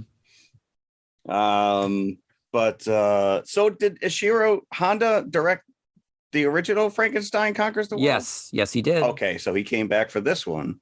And then, of course, it's got the team of Honda and Tsuburaya, who is the special effects genius behind most of these films. Yeah. I will say this starts out pretty solid though. And it's too bad that you don't remember Frankenstein Conquers the World, I because guess I don't. there at the end of Frankenstein Conquers the World, he fights Baragon, right? So, and then a volcano erupts and kills that Frankenstein, very similar to what happens at the end of this movie. But there was a end to the ending shot for Frankenstein Conquers the World that was never released, where as the volcano is erupting, a giant octopus comes out of the water and pulls Frankenstein into the water, apparently drowning him. So this is a weird kind of inside tie-in to the end of that movie that was never released. Immediately get an octopus. Yeah. You get a fight. Sneaky glowing red-eyed octopus. So it's like round 2 of that cut scene from the end of Frankenstein Conquers the World. Do you think that this might have just been literally take place like minutes after that movie ended? It could have, but then it's established that this green guy is not the same Frankenstein. Oh, that can't be our Frankenstein, or Gargantua, as they say in the English. Let's get into this, because the American scientist is very dismissive of all of this.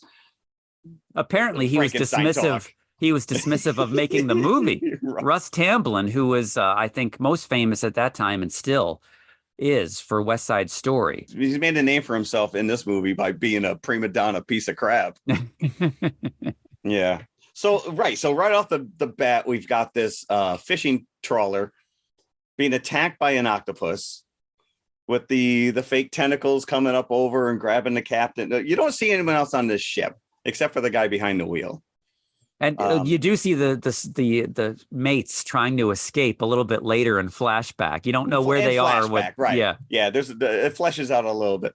But this is like a jerk octopus. He's like a jerktopus, because he just he's just like, all right, now I'm just going to take down your whole ship. He's just playing around with it. That's all. He's bored. Yeah. And apparently he has like a flashing light in his head because his eyes are flashing red. Yeah, no, I mean, it was kind of like wacky. He's got these glowing red eyes. I don't know how stilted the dialogue is in the Toho English dub, but in the American dub, this guy that's at the helm of the boat actually turns around when the octopus is grabbing him and trying to pull him through the window and says, "Hey, you guys!" to the Is that how Sloth came to be? That's how the electric company came to be. Oh, that's true. There you go. Yeah. Double whammy right there. So he's the only guy that survives? Because it's established that the other 4 crew members are eaten by the green gargantua. So the guy's in the bed.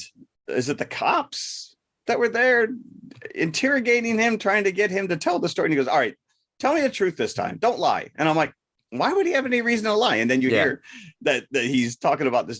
This is horrific, because the giant green Frankenstein monster appears and starts chasing them down. And I'm like, I'd rather get eaten by a shark. This is just horrifying. It's absolutely terrifying. This thing swimming after him. So all of a sudden, the octopus, not so bad. This thing is just horrific. But you'd think he would prefer the octopus for his meal rather than 4 little human beings. I mean, if what you're telling me is at the end, the octopus dragged him down, maybe the octopus taught him how to breathe underwater, because they keep telling him that this guy like lives underwater. He's like, he's like a water creature now. And I'm like, maybe they're friends.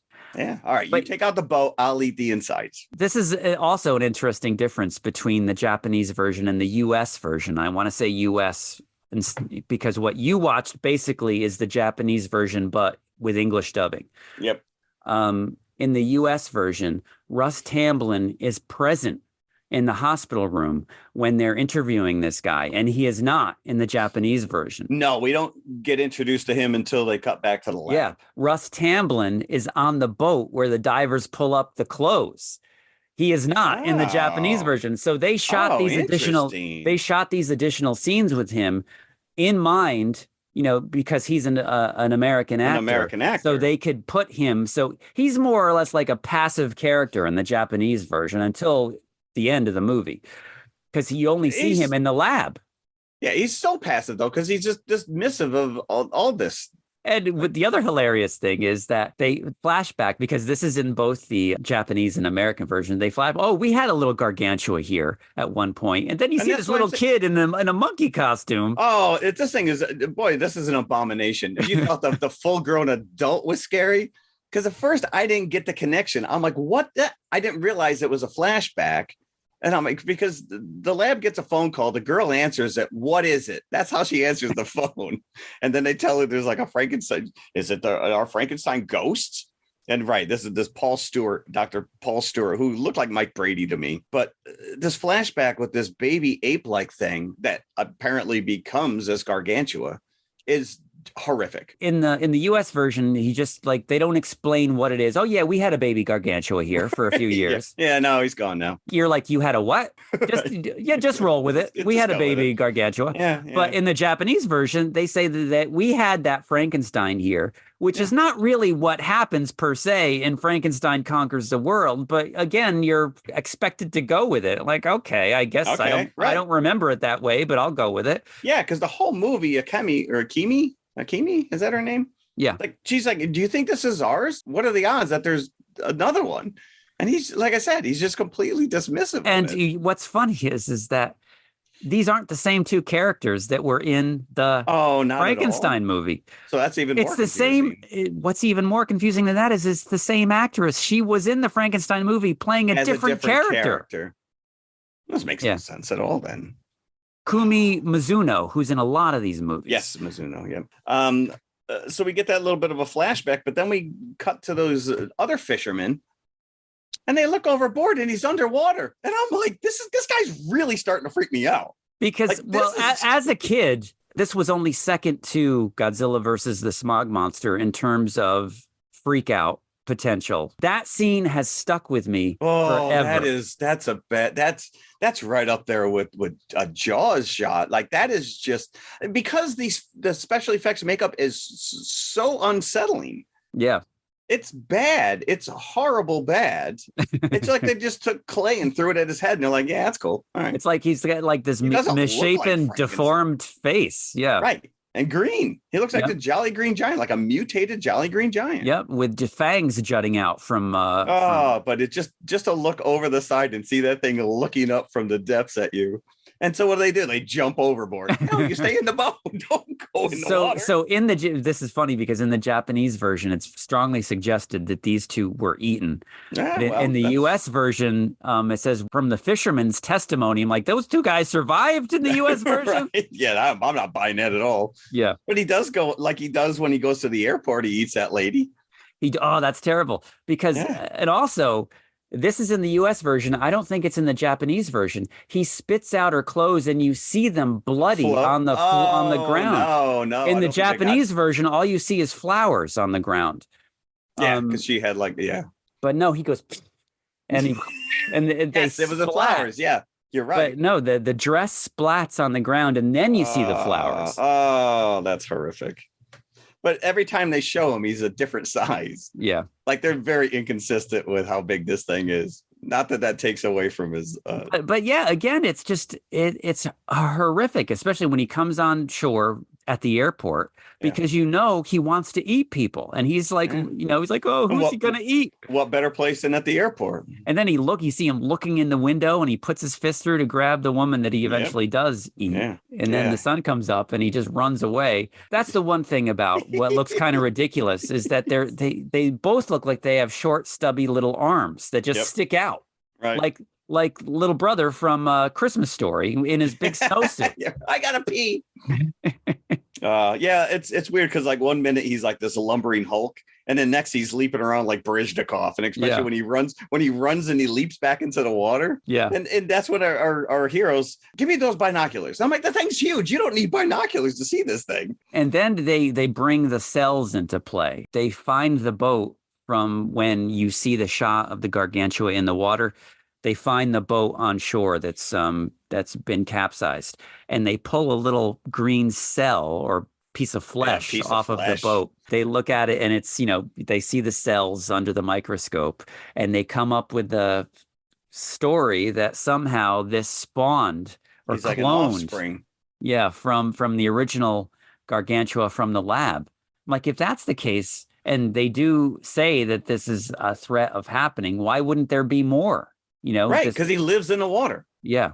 He's a mogwai. You get him wet and he multiplies. Mm-hmm. Yeah, the green one's a gremlin. But yeah, that airport attack looks pretty good, I think. Oh, yeah. No, it's very well put together. Because they built that whole airport set with the runway and the control tower and everything. Yeah. And then there's this officer who takes over. He looks like Higgins from Magnum PI. I'm like, is that Higgins? Yeah. But yeah, the Tokyo. And then is this where we cut to that damn swinging rooftop party? No, it's a boat party. It's on a boat party. Okay, so she's on a boat and she's singing the song. Words get stuck in my throat, and this song is so horrifically bad. I'm like, boy, I hope he eats her, then she'll get stuck in his throat. Well, I don't think that her singing voice helps the song any. Now, this is played by Kip Harrington. Yep, Hamilton. Kip Hamilton. Harrington is the guy from Game of Thrones. Kip Hamilton. She is the sister-in-law of Carol Burnett. Or was at the time. Nepotism. But anyway. Claim to fame. The Green Gargantua doesn't like this song either because he cuts it short when he grabs her. I did read Devo did a cover of this song. I read that too. And then also there's an episode of the animated Scooby-Doo show Mystery Incorporated where they do an homage to War of the Gargantuas, and this song is featured in that episode. Is that when Shaggy grows big? But yeah, then this guy, again, Mogwai, bright lights, can't handle it. Yeah. They chase him off with the bright lights. Yep, he just drops her before he gets to eat the singer, just drops her. And it looks like it's the Japanese Buddy Rich trio that's backing her on this boat. You'd have to give me a hell of a lot more drinks after that, because this is right in Tokyo Bay, so now like the government's like, turn all your lights on to keep them away. And then you have a very, very extended scene which could have been cut down to like a minute, but it takes like 15 minutes of screen time of the army mobilizing. Like how many shots of little toy and you would think at this point that Toho just has like all this in stock footage. Yeah all right. Yeah, all the tanks. They created a line of fire. They created a line of fire. They also throw electrodes down into this lake where they assume that he's going to be coming out of. They have like a setup scene of them like putting all you have to do is tell me that there's electrodes in the lake and I will accept that. You don't have to show me putting them in. Yep. Yeah, because we know that he's a water creature and so he sticks to the creeks. But let this guy eat some pigs. Let him eat the pigs. Otherwise, he's going to start eating your soldiers. Yeah, I know. You tell me that you're okay with showing him eating humans, but you draw the line at the pigs. You save the pigs. Yeah. Just let him eat a pig. And then they bring out the heavy-duty laser guns, which also seem to be doing him in. Now, this scene, which they shot for this War of the Gargantuas, is used again for Godzilla versus Megalon and Godzilla versus Gigan. So they make it, in those movies, they make it look like Gigan and Megalon, respectively, are going to hide behind trees. And then they use the same scene of the lasers cutting the trees and something something moving back there, which is actually a Gargantua. Wow. Yeah. That's a little Easter egg. That's kind of like watching Back to the Future and realizing that it's actually Eric Stoltz that punches out Biff. Yeah. Not Michael J. Fox. You wouldn't catch it. But yeah, they're just mowing these trees down left and right. And I'm like, how about you just aim like a foot and a half lower? There's one chopper that's bringing them towards the water. Can a helicopter fly straight backwards? Is that possible? I actually wrote that in my note. I don't think helicopters have reverse. No. But it's like he's swatting at these helicopters. And so they're like, all right, the third one, just go a little bit lower this time. And then all of a sudden, it's like 3 times the size of what the other ones were. I'm like, that could do some serious damage. Yeah. He's pulling them down like they're toys on a wire. But you'd think after he gets the first one that the one behind it would get the memo. Okay, we have to go up a little bit so he can't get us. Nope. He catches 2 of them. But it works. He does go in the water. They start to electrocute him at the same time they're hitting him with the lasers. And it's working. You see him bleeding. You see him flailing around. Getting a double whammy. Until the brown one comes down from the mountain. Yep. To save him. 50 minutes in before the second one finally shows up. Yeah. And as soon as the brown one shows up, the army stops shooting. They're so stupefied by the second one. Like, crap, there's 2 of them? Yeah. It's like, I don't know what to do now. Yeah. And he looks more like a Frankenstein. He does. Yeah. So that's what they're trying to say in both the Japanese and the English version. In the Japanese version, they're saying that this is the Frankenstein from the previous movie. And in the US version, they're saying this is the little Gargantua that we flashed back to, that was sitting on our couch and playing with the purse. While I spilt milk all over his This lap. is our Gargantua, quote unquote. Okay, so we got the Jolly Green Giant and we have Bigfoot. Yes. And I think they both use Geico. So when I watch it streaming, I get stuck sitting through commercials. And I kept getting this damn commercial for Duracell batteries touting bitter coating to discourage swallowing. I'm like, is this really an issue with kids eating batteries? Like I was more concerned with that than the movie. I'm like, wait a minute. Are kids really eating batteries? Hey, it's been tempting for me on occasion to pop one of those. Yeah. You thought that was a peanut M&M? He saves his brother, and this also gives the disinterested doctor, Russ Tamblyn, a chance to get some brown Gargantua cells, and they confirm, yes, they are identical. So the green one's an offshoot. Yeah, so when our Gargantua escaped from our lab, and it's got to be very lax security that they had in this lab to let this little child escape, but when he escaped, he must have torn his flesh on a rock, which made its way to the ocean, where it fed on protein-rich plankton and then became the green Gargantua. So they're not brothers. It's more like a cloned situation. Yeah, like I said, a brother. It's like they're Mogwai. He's now just a gremlin. Mm-hmm. But they don't really seem all that shocked that he's alive, especially if you tell me that he was taken out by an octopus at the end of the other movie. So brown Gargantua brings the green one back to his mountain hideout, right? Which is by apparently a popular lake destination. Go someplace cool. And this is where the green one becomes kind of a mooch. He's just laying around. He doesn't pay the rent. He doesn't clean up. He becomes a real moron real quick. I'm like, dude, I just saved you. They're in this kind of mountain area where people go hiking. This doesn't dissuade anybody from going hiking or taking a boat no one ride. Said, by the way, there's two giant monsters on the loose. Perhaps you should keep an eye out for them. No, these hipster doofus kids are out and they're singing at the top of their lungs in the forest. And that's when they walk by the doctor and Akimi. Yeah. Then all of a sudden they come up over a hill and they come running back screaming. And he's like, what is it? What is it? What do you mean, what is it? It's a freaking monster. You know the monster's there. Oh, and then she gets knocked over the cliff. She's hanging on a tree. And this is when the brown Gargantua, he comes down, he climbs down the cliff to save her, but in the process, a boulder dislodges and lands on his leg. He gets a boulder to the thigh. Which breaks his leg for the rest of the movie. So he's got a limp for whenever you see him again. But he does manage to save the girl. He does. But when he goes back to the hideout, he sees that his green clone brother is still up to his naughty tricks. He sees bloody strewn clothes around. He's been eating humans. That one they did show. Yeah, they did show some clothes. Yep. So dude, I told you. I told you. Eat the pigs. You don't pay rent. You don't clean up. Now you're eating humans. So now he starts throwing trees at him. Well, he pulls up a tree and he's like, and he's sleeping to boot. He's like, I know this guy can't catch a break. He's having a bad day. He's having a very bad day. I just found my long lost brother. Now he's turning on me. I ate one human. Ay. So now they got to just start fighting each other. Yeah. So the brown one kicks him out. So the green one, runs away from the brown one. And then he shows back up in Tokyo because he's no longer afraid of the lights. This is where the food is. He's worked out. But he probably had plenty to eat underwater. You'd think so, but maybe he's like, you know what? I don't like seafood. That is true. Maybe. Now that I've eaten these sailors. That is true. Once I get a taste of humans, I can't stop. They're like Pringles. I can't eat just one.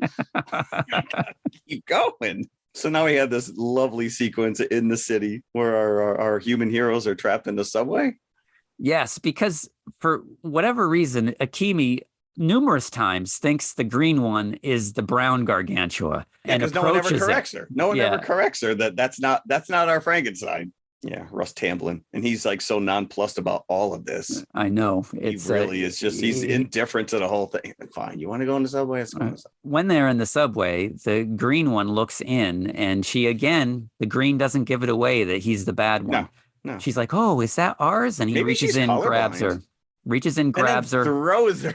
Yeah. He throws her back. I'm like, there's no way she's got to. He just broke every bone in her body. Yeah. Well, Yeah. she is completely bandaged Yeah, in the hospital, by the end. like the spirit of 76 at the end of the movie. Right. But these two, this knockdown drag out fight between these two, like I was waiting for the brown one to just sit and fart in the other guy's face. They're just two stupid brothers beating the crap out of each other. And he can't walk down the street. He literally has to walk on every car. I'm like, doesn't that hurt your feet? You can easily just avoid them. Yes. Yes. No, I'm going to step on everyone. He's a real jerk, this green guy. So I think it was established earlier on that the brown one is bigger than the green one. So I think they had to have him have that broken leg to kind of even out the fight at the end. So he's fighting with a handicap. But he would have had an even bigger handicap because they ended up back in the water. So wouldn't the green one have the advantage of being in the water? But he didn't, because he got the brown one took a boat and jammed it into his head in the water. So this is he keel hauled him. Yes, literally what that meaning is. Yeah, they're beating the crap out of each other. Before they get to the water, though, they're throwing each other into buildings. Yeah. It is like a professional wrestling match, but with buildings. It's good. It's fun. I mean, this is stuff that I know that Nakajima, who's the guy who normally plays Godzilla in a lot of these movies, he said this was his favorite role as a monster because it gave him so much flexibility, to be able to do a lot of these stunts. And mainly because you can see his eyes. So he was allowed to emote a little bit. Yeah, he emoted a lot more than Tamblyn, that's for sure. Yes, he did. Tamblyn was, but did you read that part of why Tamblyn was so nonplussed about this was that his audio track was lost? So during the process of dubbing for the American audiences, Tamblyn's audio track was lost, meaning that he had to redub all his lines, which might explain why he sounds so disinterested, because he improvised a lot of his stuff. He had to rely on his memory on what he said to sync it up with his lip movements. And which is why he was apparently like a monster on a gargantuan level on set. Yeah. Because I guess he was so disinterested in being there that he did the opposite of everything that Honda was directing him to do. All right, I want you to, I'm not doing that. So he's like the George Costanza of Godzilla movies. Do the opposite. Then why are you there? Why are you there?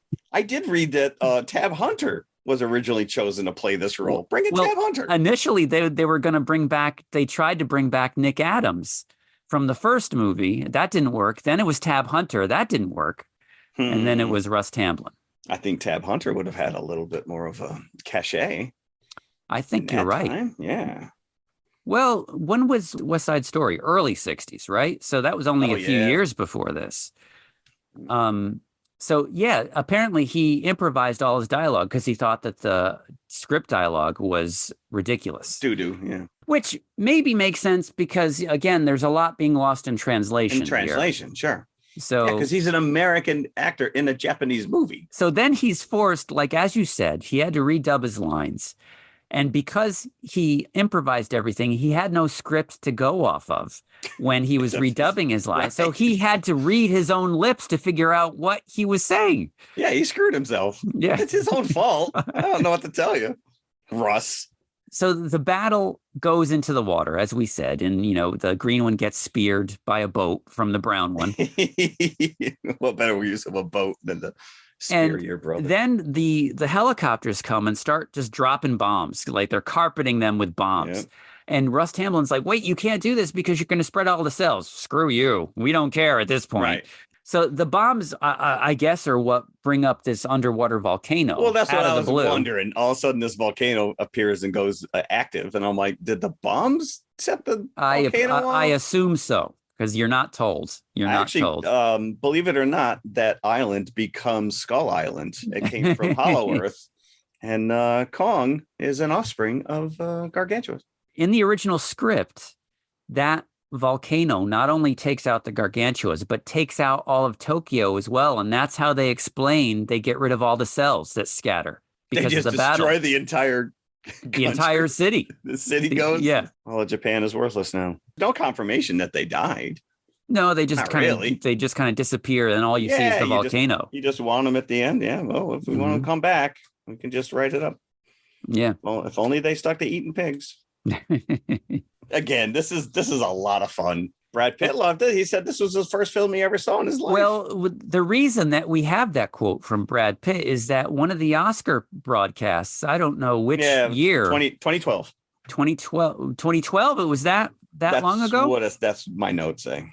Whatever the year was, they had like a little montage that year of the first movie, like, big stars ever saw. And they were like in interview segments. And Brad Pitt said, my first movie was War of the Gargantuas in 1970. I was however many years old. And he gives a little synopsis of the movie. There's a brown gargantua and there was a green gargantua. So he tells, and it's a little 2-minute segment, but it's fun because most of these guys are full of themselves, and they're not going to reveal that this is the type of stuff that actually get kicks. If he's going to see this as a kid, he also saw Monster Zero, which is better known as Invasion of the Astro Monster these days, because War of the Gargantuas played on a double bill with Monster Zero back in 1970. 1970. Two Toho movies that were about 5 or 6 years old, for some reason just then being picked up by the American distributor UPA and Henry J. Saperstein, who headed UPA, and he packaged them together and put them in theaters. Got a whole new audience. Yep. And soon after, they started playing on TV, which is where you and I saw them for the first time. I love it. I love Pluto TV because we have a whole Godzilla channel 24/7. I don't even have to reach into my DVD collection. I just turn on the television and boom, there's a Godzilla movie on. Some of the original alternate titles that they were throwing around, Frankenstein Brothers. That sounds more like a comedy, I'd say. Right. Two Frankensteins, which sounds like two men and a baby. two Frankenstein with love. And then Frankenstein versus Frankenstein was another title. They really were stretching themselves on this one, huh? That could have been like a courtroom drama. I mentioned Kramer versus Kramer before. I would sit through this. Was it Johnny Cochran you get as your defense lawyer? And again, I already mentioned that Ishiro Honda had to create more scenes for the U.S. market with Tamblyn. So he was more of an active character from the beginning of the movie. The U.S. version, again, omits all references to the name Frankenstein. So there's no confusion for those that never saw the first movie. Which makes it even more confusing. Mm-hmm. And like you said, Devo covered in the late 70s, the words "get stuck in my throat." That's crazy. So yeah, it's fun. And again, I mentioned this before, but War of the Gargantuas didn't show on TV as much as the Godzilla movies did, but when it did show up, it was normally on Channel 11, WPIX here in the New York area, because they probably, bought the TV rights to it. And Monster Zero also was a Channel 11 movie, so they probably bought it in a double package, just like it was packaged together in the theaters. Well, I thought maybe it was just because the 11 looked like two twins. That's, that they're like, listen, we got to pick this up. This is Kismet right here for us.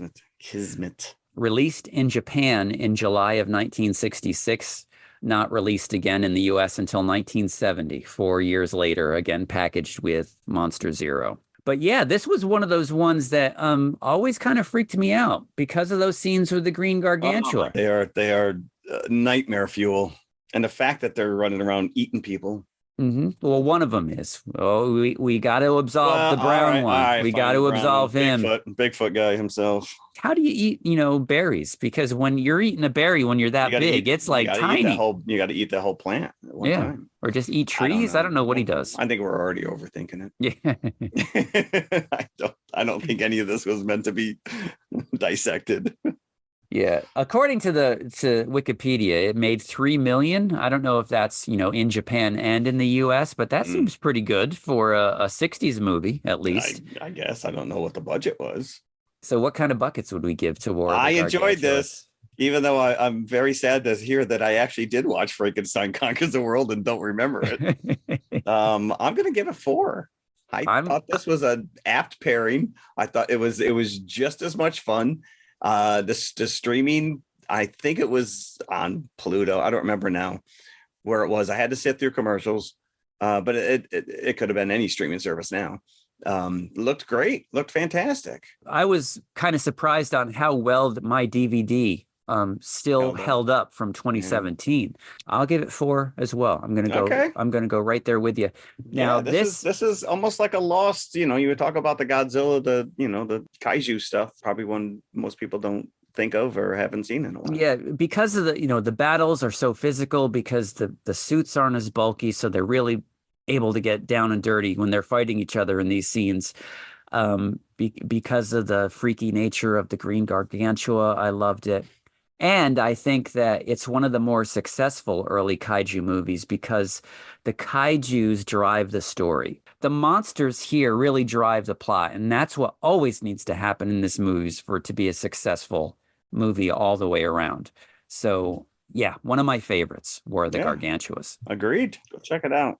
4 buckets out of 5. 4. Wow. So are we at that part of the show where we have to say, what else did we do? We are.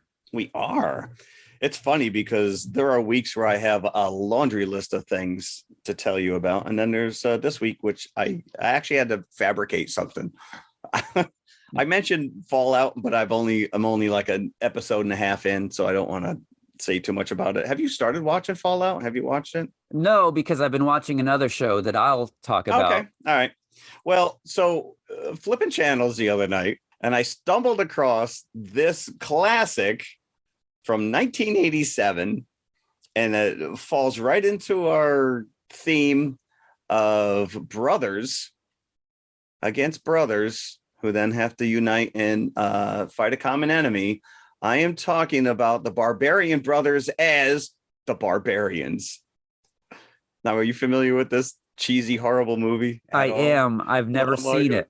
Holy crap, you need to watch. I've never seen it. You have to wonder who greenlit this. So the Barbarian Brothers are these two they look like Charlie Sheen from those damn Hot Shot movies. Are they twins? They are twin brothers. Yeah. Yes, they're actually David and Peter Paul. And they made a few movies. This is only the first of like 4 or 5 different movies that they made together. Double Trouble was another one. Think Big. But this is a sword and sorcerer movie from, as I said, 1987. The production value is actually pretty impressive. And a lot of the costumes and set pieces are really nice. It's unfortunate that these guys have no acting skills whatsoever. And I think they've got super buff bods. And so someone's like, we need to make a movie with these guys. But they're so goofy. There's one of them that runs around and he makes the ogre laugh from friggin' Revenge of the Nerds. It's like, yeah, 2 doofuses who don't realize they're brothers and they have to fight each other and then realize that they are brothers and they escape and then have to free their circus friends who've been trapped for like 20 years. So they're the only 2 that age. No one else in this movie ages in the 20-year span. It's really cheesy, but I couldn't stop watching it. And my wife's like, wow, you are really watching this, aren't you? Right. And I'm like, I am watching it and I'm enjoying it. It's not a good movie by any means, but it's out there. And I had to have watched it at some point in my life. Yeah, I'm sure, on VHS. It's out there. And I just said, you know what? This is a nice pairing. We're talking about brother against brother. We're talking, Titans. And, I give the Barbarian Brothers some love. So there you go. All right. I've been watching a show on Netflix called Parasite the Grey. So this is not any relation to the Oscar-winning film Parasite. Or Gandalf. That we also spoke about. Or Gandalf. Yeah, for that matter. This is Parasite spelled with a Y instead of an I. Maybe to differentiate it from the movie. I don't know. But this is about like monster parasites. So it's a Korean drama. It's only 6 episodes. And unfortunately, I'm at the last one. Doesn't make a whole heck of a lot of sense. But again, it's one of those things. You stuck with it for the 6 episodes. Yeah, where it's engrossing anyway. It's about parasites that come from where? I'm not really sure. They just fall down out of the sky in the first episode from space, perhaps. Okay. And they're these little wormy, they actually look like what the COVID virus looks like when you look at it in a microscope. So they're these little living virus things that seek a human host. And when they find one, it goes in through some kind of orifice and then it takes you over. So then you're like living with this parasite that's taken over your body, and suddenly it gives you the ability to split your head open and attack other people with Oh tentacles. my. The nice thing about this is it isn't like your typical zombie thing where like they can infect more than one person at a time. Once the parasite's in you, that's all. You can't infect anybody else. So it's like a little army of these things that all group together once they've made their way to Earth and become human being creatures. And there's like a parasite task force in the Korean police department that have been charged with taking these things out.